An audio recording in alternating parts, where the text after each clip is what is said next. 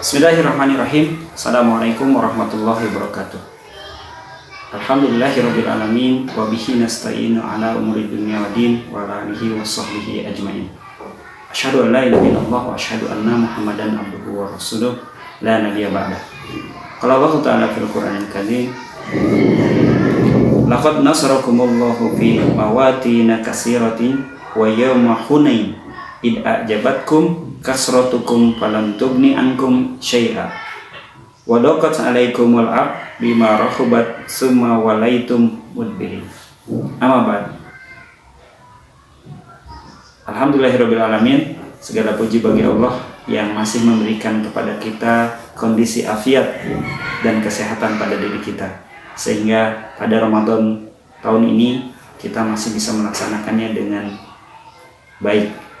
Mudah-mudahan puasa-puasa kita optimal, sehingga kemudian di bulan yang penuh keberkahan ini proses pembelajaran atau tarbiyah kita, terutama tarbiyah jihadiyah kita, juga semakin optimal.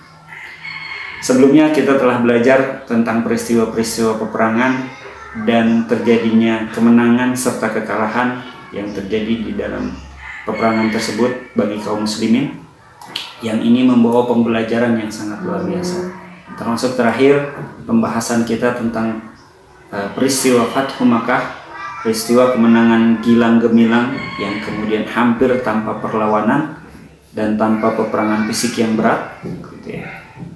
Menghadirkan kepada kita bahwasannya di bulan Ramadan adalah bulan yang sejatinya berisi kemenangan-kemenangan. Nah, karena itu kemudian kita sama-sama belajar kepada peristiwa berikutnya, yang tentu ini menjadi satu peristiwa yang kita perlu banyak belajar. Di dalam surat At-Taubah ayat 25, Allah Subhanahu wa taala berfirman, yang artinya sesungguhnya Allah telah menolong kamu mukminin di banyak medan perang. Kemenangan-kemenangan ini banyak sekali, gitu ya. Kemudian ayat ini berlanjut, dan ingatlah perang Hunain, ketika jumlahmu yang besar itu membanggakan kamu, tetapi jumlah yang banyak itu sama sekali tidak berguna bagimu, dan bumi yang luas itu terasa sempit bagimu. Kemudian kamu berbalik ke belakang dan lari tunggang-langgang. Bapak-bapak dan ibu sekalian yang dirahmati Allah, pada peristiwa Hunain ini menjadi satu peristiwa yang dahsyat. Setelah terjadinya Fathu Makkah, kaum muslimin saat itu ketika dikumpulkan sudah cukup banyak, kekuatannya sudah cukup dahsyat. Jadi ketika perang Hunain ini diselenggarakan, Rasulullah dan para sahabat berhasil mengumpulkan 10.000 orang dari Madinah, ditambah kemudian 2.000 orang dari Mekah yang kemudian rata-rata baru masuk Islam. Jadi terkumpullah jumlah 12.000 orang kaum muslimin di persiapan perang Hunain. Nah, adapun kemudian Hunain sendiri, peristiwa ini terjadi di 10 Syawal 8 Hijriah. Rasulullah dan sahabat berangkat pada 6 Syawal 8 Hijriah, ya. Kemudian memang proses perjalanannya kurang lebih sekitar 4 hari, gitu ya, 4 hari perjalanan, yang kemudian tiba di Hunain sendiri di di waktu pagi. Hanya ada satu peristiwa di perang Hunain ini yang kemudian cukup menjadi pelajaran buat kita, gitu ya. Kebayang ya, bagaimana panjangnya 12.000 orang yang kemudian berombongan berjalan beriring-iringan, gitu. Demikian panjangnya, luar biasa. Sementara Hunain sendiri adalah satu tempat yang kemudian berada di antara Makkah, yang kemudian ini merupakan daerah yang kemudian secara geografis lembah-lembah dan ada lorong-lorong, gitu. Jadi tidak memungkinkan barisannya melebar, tapi kemudian harus menjemput dan memanjang. Karena itu ini yang dimanfaatkan oleh kaum Hawazin, yang kemudian pada saat itu diceritakan bahwa kaum Hawazin berhasil bersekutu dengan kaum Saqif, kaum Nasr, dan kaum Jusham yang dipimpin oleh Sa'id bin Bakar. yang kemudian mereka berhasil mengumpulkan sekitar 4.000 orang.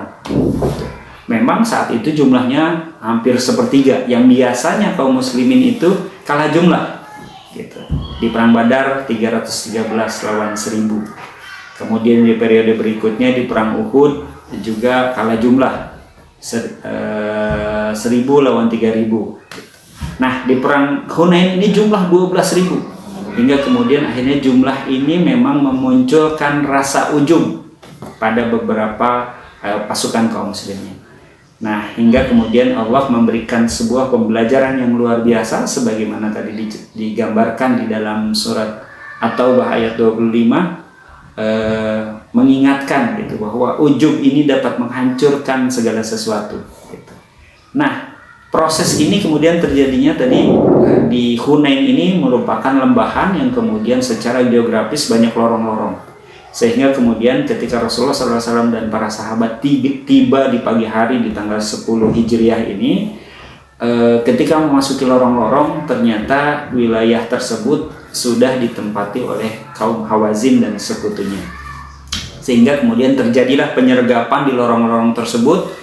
Peristiwa hiruk pikuk yang sedemikian luar biasa, 12.000 orang lari tunggang langgang, yang kemudian di dalam beberapa kitab sirah diceritakan bahwa di sekitar Rasulullah itu hanya bertahan 2 orang gitu. Bertahan 2 orang, yaitu paman Nabi Abbas bin Abdul Muthalib dan Sofyan, Abu Sufyan, yang kemudian memang lagi megangin tali unta beliau. Jadi kebayang 12.000 orang yang kemudian bercerai-berai, hilang, tinggal 2 orang, tinggal bertiga sama Rasulullah gitu. Jadi hampir 11.997 orang itu bercerai-berai entah kemana. Ini peristiwa yang sangat dahsyat bahwa kemudian tidak melulu kekuatan itu menjadikan satu hasil, karena ada ujub di dalamnya. Nah, hadirin sekalian yang dirahmati Allah, tapi kemudian peristiwa ini berbalik. Rasulullah SAW kemudian meminta pada pamannya Abbas untuk kemudian memanggil kembali kaum Muhajirin dan kaum Ansor, karena Rasulullah berteriak-teriak, manggil-manggil, dan kemudian akhirnya berhasil terkumpul sekitar 200 orang yang kemudian masih solid gitu. Jadi terbayang Rasulullah dan para sahabat, termasuk barangkali di antaranya ada Abu Bakar, ada Umar, Utsman, dan kemudian juga Ali yang kemudian ikut kocar-kacir gitu ya. Ini satu peristiwa yang luar biasa, manusiawi banget, bahwa kemudian ada rasa ketakutan, ada rasa sedemikian dahsyatnya terhadap peperangan itu memang menimbulkan rasa takut. Sehingga kemudian akhirnya terkumpul lagi 200 orang para sahabat yang bisa dipanggil, ditarik kembali. Kebayang 200 lawan 4.000 orang. Tapi luar biasanya di perang Hunain ini, meski di sesi awal kaum muslimin kalah, tapi kemudian dengan 200 orang yang kemudian teruji imannya, kokoh imannya, yang kemudian dipanggil dan respon terhadap panggilan Rasulullah SAW, ini yang kemudian bahasanya menjadi satu faktor kemenangan Rasulullah SAW di perang Hunain. Ini satu pelajaran yang juga sangat luar biasa, bahwa jumlah belum tentu menjadi satu kemenangan. Karena itu kemudian jangan sampai kemudian muncul ujub di dalam diri kita. Nah, pelajaran ini mudah-mudahan bisa kita resapi, bahwa kemudian tetap sesungguhnya segala bentuk kemenangan dan kekalahan ini berawal dari izin dari Allah Subhanahu wa taala. Demikian kita belajar dari perang Hunain. Semoga kita juga akan belajar dari peristiwa-peristiwa berikutnya dalam serial peperangan yang dilakukan oleh Rasulullah SAW dan para sahabatnya di dalam sirah nabawiyah. Assalamualaikum warahmatullahi wabarakatuh.